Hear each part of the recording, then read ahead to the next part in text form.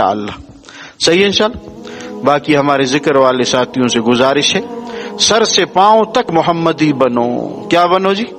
ہاں، آدھا تیتر آدھا بٹیر مت بنو، اوپر مسجد نیچے مندر نہ بنو.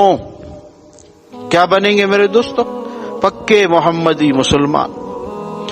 ہر اپنے فعل کو دیکھیں گے، کام کو، حرکت کو، کہ یہ سنت کے خلاف تو نہیں، یہ رواج نے مجھے تو اپنے طرف نہیں کھینچا، دوستوں کے بود و باش نے تو مجھے اپنے گرویدہ نہیں بنایا. کریں گے انشاءاللہ.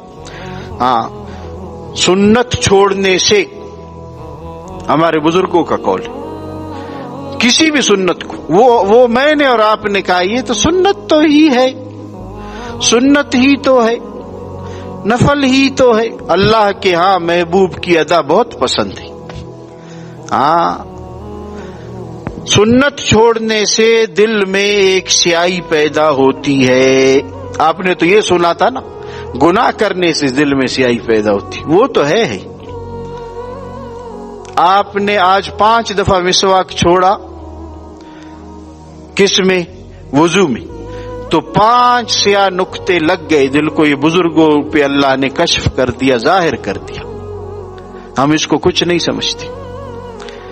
تو جو زندگی اپنی سنت کے خلاف گزاری، اس کے دل میں کیا روشنی ہوگی میرے دوستو؟ سمجھ رہے؟ تو لباس کس کی طرح بنائیں گے میرے بچوں؟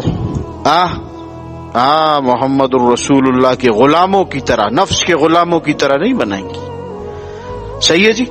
اللہ والے حضور صلی اللہ علیہ وسلم کے غلام ہیں، غلاموں کی طرح بنائیں گے. اٹھنا بیٹھنا چلنا پھرنا کھانا پینا، بہت سے ساتھی بغیر ضرورت کے چوکڑی مار کے کھاتے ہیں، پیٹ بھی بڑا نہیں ہے، گھٹنوں میں بھی درد نہیں ہے، چوکڑی مار کے کھانا کھاتے ہیں اور روزانہ 3 دفعہ اس سنت کو ذبح کر رہے بغیر مجبور اور عذر کی. ان کے دل میں نور پیدا ہوگا؟ بتاؤ جی. نہیں ہوگا.